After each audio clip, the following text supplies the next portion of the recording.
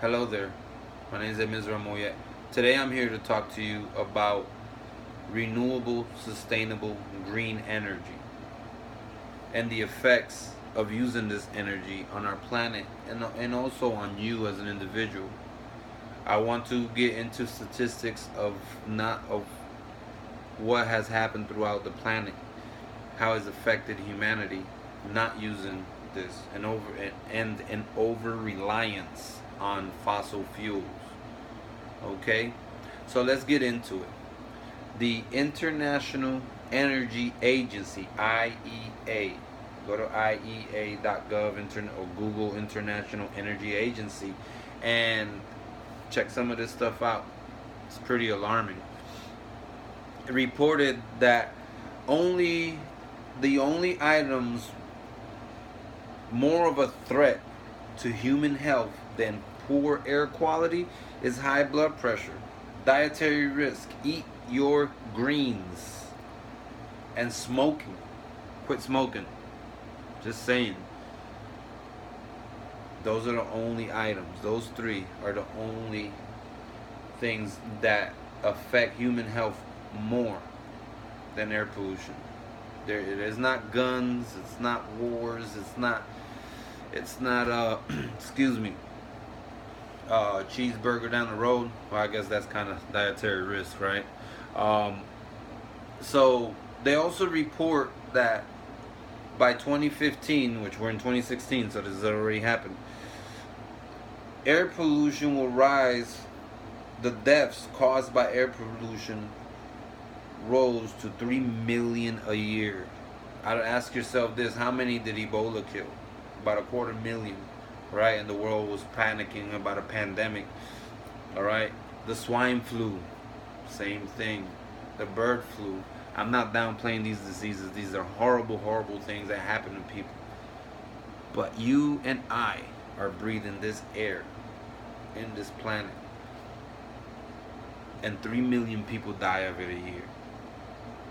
So the International Energy Agency also, which is a partner, by the way, of the Department of Energy, go to energy.gov. You can find a plethora of information on renewable, sustainable energy, green energy. Think programs that can help you in your home. If we continue in the pace that we are, by 2040, 4.5 million people a year will be dying of air pollutants. Okay, pollutants related to carbon emissions, ozone, okay, particulates in the air from burning coal, biomass, and things like this. Okay, so most 90% of the deaths will come from Asia. Just saying, just a little tidbit. 90% of the deaths. Okay, this is the United States right now uses 65 million tons of oil a year. 65 million tons of oil a year. Okay, next is China, and they use 40 something million tons a year. I'm sorry, 56 million tons a year.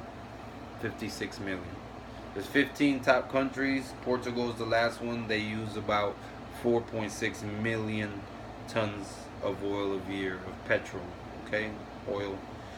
So I'm not telling you to go buy a Prius. I'm not telling you to move out of your home because it's too big. I'm not telling you get out of the country, go to Mars. It's the only place you can go unless you're a millionaire. What I am telling you is that this is happening. This isn't a lie. This isn't a pun. This isn't a politician in Capitol Hill trying to get funding. This information is verifiable. It's in the internet. It's in your smartphone. Make your phone smart and look for information instead of being on Facebook all the time. Stop wasting time. Look around you. See the things that are happening. Engage, please. So let's continue. This graphic here shows what the United States used the pollutant emissions for 2015. Okay, here's nitrogen dioxide. Okay, here's the legend. Coal is brown, oil, gas, bio energy, right? So biomass and other. I cannot tell you what other is.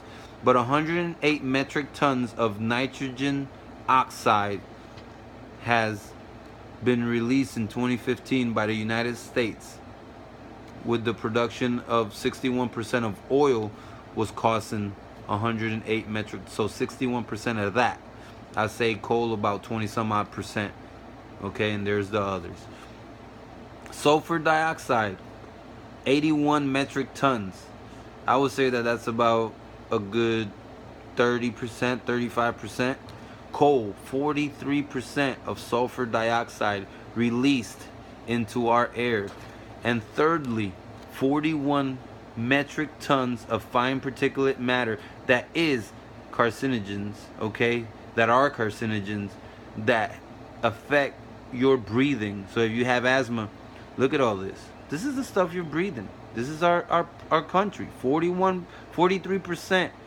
biomass. So when somebody tells you, hey, we're burning biomass and we're burning methane and we're burning this and that and the other, check it out. See if it's actually a good source of energy. Okay, green energy, hydroelectric dams, I'm not too fond of them. And the only reason I'm not too fond of them is because they stop nutrients from flowing downriver. They stop the spawning of fish. Now the United States has been leading the way in dismantling and blowing up dams, hydroelectric dams, to allow the flow of fish to come back, migratory fish like the sockeye salmon and things like that have almost gone extinct in some tributaries in the United States. Washington State just blew up a massive dam. You can Google that or go on YouTube, better yet, and check it out. Okay, just type Washington State dam explosion or dismantling. It's there. There's so much information on YouTube. There's so much information on Google. It's all there. You can find it. Okay? Don't always listen to what a politician tells you at Capitol Hill. They got best interests at hand. So if we look at what the United States has been doing in the last couple years for green and renewable energy, it's really a breath of fresh air, no pun intended. Okay?